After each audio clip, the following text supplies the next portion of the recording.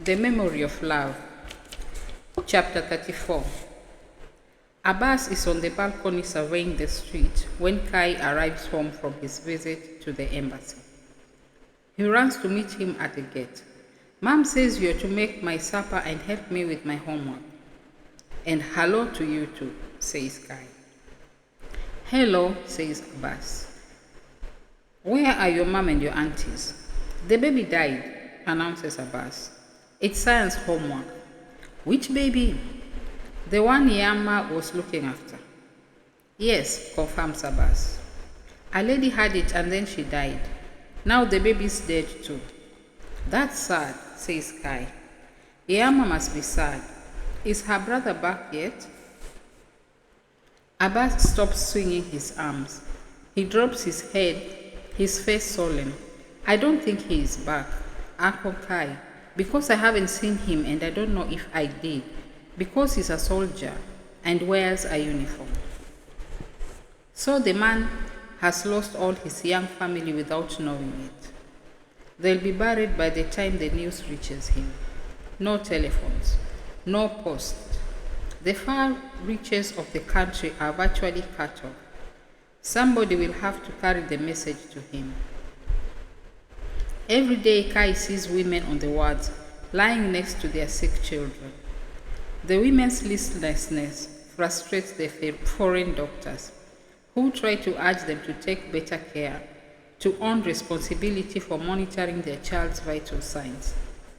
The local nurses, though, show less surprise, and Kai recognizes the expression of the mothers. It is submission. Submission in the face of the inevitable. People think war is the worst this country has ever seen. They have no idea what peace is like, the courage it takes simply to endure. We'll pass by once we've done your homework. Offer our condolences.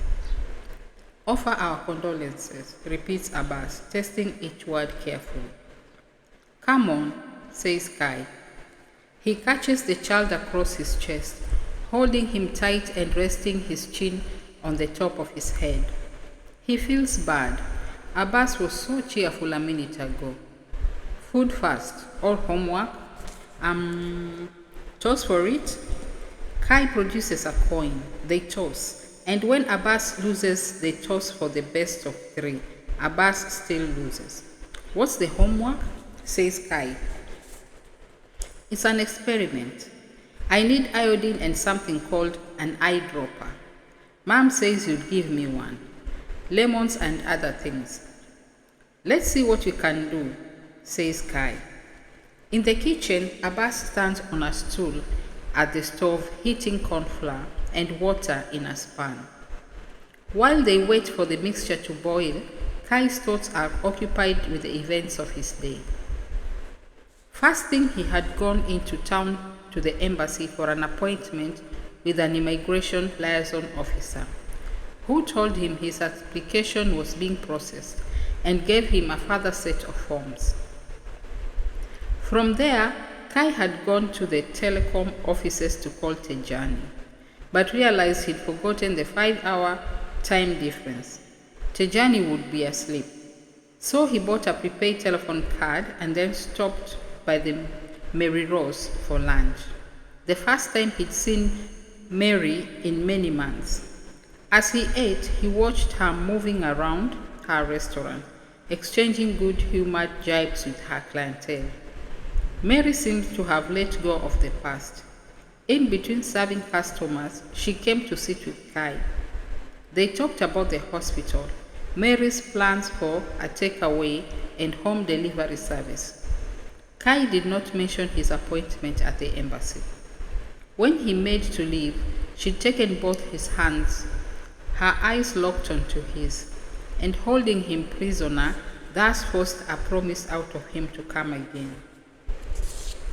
After lunch, he'd found a quiet place in the park and called Tejani on his mobile. Tejani yelled when Kai gave him the news, then seemed at a loss for words. My man, my man, my man, he repeated. Kai heard him call to someone in a back room. Helena, he presumed, and finally, so you're really going to do it? I'm so pleased. Good. Kai could imagine Tejani standing in his new house in a pair of shorts, silhouetted against the summer sun coming through the sliding doors to the yard, shaking his head in the way he had. Then Kai remembered it was cold still in Maryland, and they'd not moved to their new house or even found the financing yet. You are going for the H-1B visa, right? Is that what it's called? Said Kai. Yes, highly skilled migrants. Doctors are top of the league.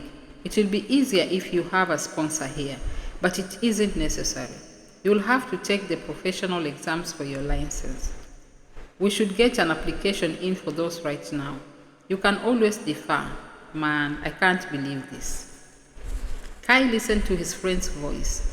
There was a faint echo on the line.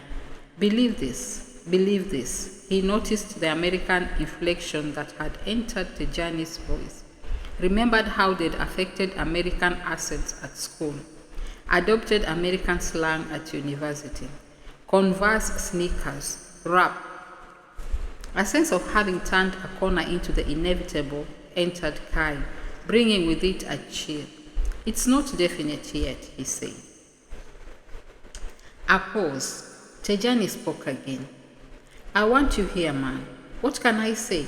I miss you, man. Miss you, man. A static flecked silence. In a fresh voice, Kai said, You are right. What am I saying? I'm coming. They talked for a quarter hour more. Tejani made plans, offered advice. Kai told him of the trip back to the waterfall. Did you go through Port Loco? Yes. I wonder how that guy is doing. Kai knew immediately who Tejani was talking about. He'd wondered the same himself. Dr. Bangura, the Lassa fever specialist. Tejani continued, Man, I'd like to know what happened to him. When the beeps on the line warned Kai's credit was about to run out, Tejani offered to call back. But Kai said he needed to get back to the hospital. He put the phone in his pocket and for a quarter hour more remained sitting on the bench, watching the children on their way home from school. I think it's ready now. Abbas is staring into the recesses of the saucepan. Okay, how much iodine do we need? Kai consults Abbas's exercise book, where the instructions for the experiment are written out in spiky child's handwriting. It says here we have to add some of your solution to a jug of water first. He finds the eyedropper. Let me. Abbas climbs down from the chair. Where are your fruit and vegetables? Shouldn't you have them ready? Oh, distracted now, Abbas begins to search randomly around the kitchen. In time, he is ready. They carry out the experiment to test vitamin C levels in different foods. Abbas is mesmerized by his power to alter the color of the purple liquid by dropping pieces of fruit and vegetables into it. He is still testing as Kai prepares to fry the chicken. He confines the child to one side of the kitchen, allows him a piece of raw chicken skin to drop into his test tube of iodine solution, and later describes for him the symptoms of scurvy, which the child copies down slowly amidst much rubbing out and revision. Kai repeats phrases patiently as he cuts each piece of chicken and places them into the pan of hot oil. At 8 o'clock, his cousin is still not back.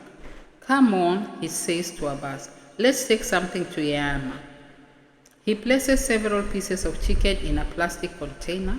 From his bedroom, Kai collects a wad of notes from the store in his chest of drawers. They make their way up the lane and arrive at Yama's to find the women sitting in a loose circle, in the middle of which a pair of lamps burn low. Kai gives Abbas the chicken to give to Yama and presses the money into her hand himself. From the gathered women comes a muttering of approval. Abbas stands shyly in front of Yama. He's growing up fine, this one.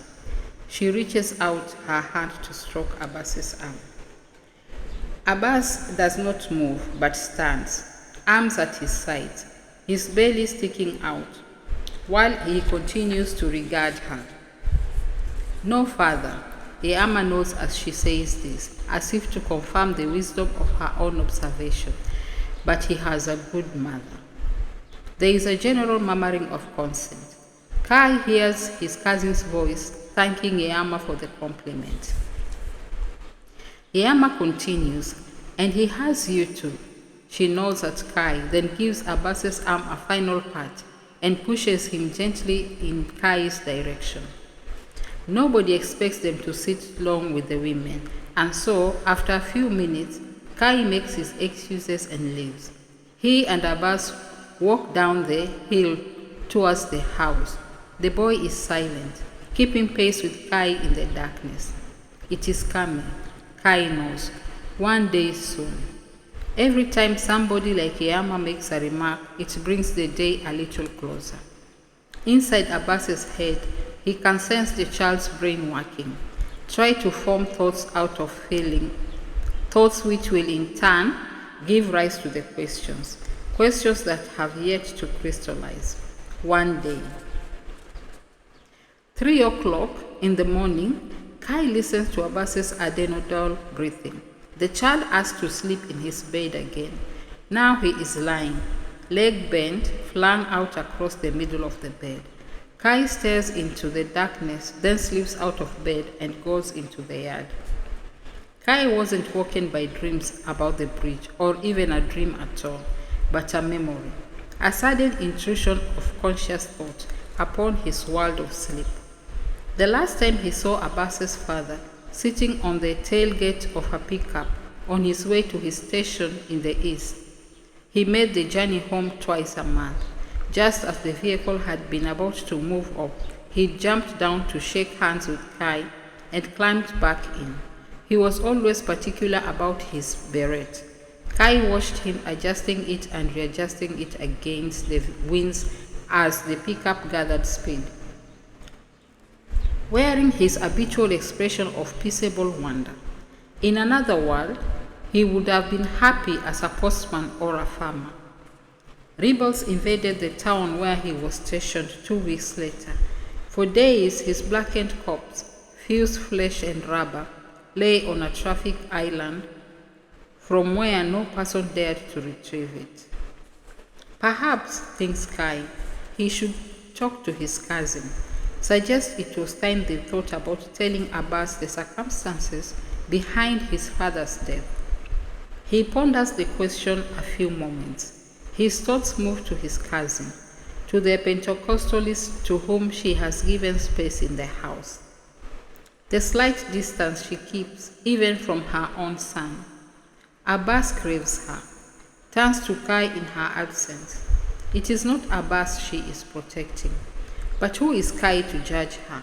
For he'd never told Neneba about the bridge, or of what happened with the young nurse, Balia. He'd hidden those thoughts from Neneba. One night, lying beside her in bed, sleepless, knowing she too was awake, he heard her draw a breath as she half turned towards him and placed her hand on his chest. She moved her hand down across his chest. Her fingertips brushed his nipples, which tightened instinctively in response. Then her fingers were on his belly, the muscles of which contracted almost painfully beneath her touch. Kai held his breath. He shivered, held on to the tightness of his stomach muscles, diverted all his mental energy towards her hand, and felt himself respond supremely to her advance, so that by the time her fingers snagged softly in his pubic hair, he was fully erect. Her fingers found his cock and closed around it. He exhaled. For a moment he relaxed and was lost. He tried to regain control, to re-engage his mind with his body, with her hand, but it was impossible. The image crowded into his mind, jostling for control, squeezing out the present. Even when she replaced her hand with her mouth, all he felt with her tongue working around his limp state. The entirety of him rested curled inside her mouth, an entirely new sensation. It was she who eventually came up, leaned over, and kissed him on the mouth. Neither of them spoke. She'd tucked herself under his arm and gone to sleep. It was still good enough between them for that. A month later came Tejani's announcement of his departure. They discussed it many times before. Tejani, the determined one from the start. Kai had seen his friend off, punched fists with him and promised to follow, but he had never followed. Close at hand, a dog adds its voice to those of the others. Kai thinks of the day and the journey he now has before him. He does not lack the courage for it, no.